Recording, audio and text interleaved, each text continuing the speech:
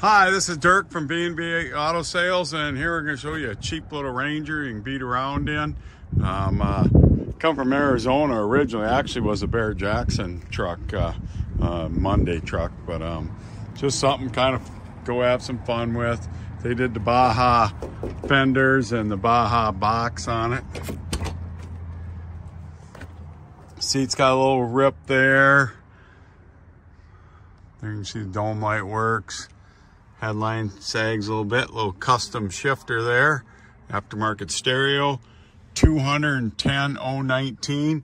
And it probably takes a quart of oil. It was originally a silver splash truck, but it takes about a quart of oil to 500 miles. We disclose what we know.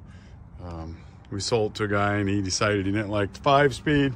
Traded it back in on a newer Jeep with an automatic. So you can see a couple of holes in the box, but it's cheap if you're looking for something to run around with. It'll definitely be the only one up here in South Dakota. So isn't rusty because, like I said, come from Arizona. So there, door shut.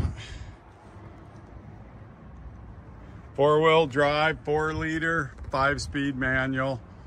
Like I said, just a cheap little truck.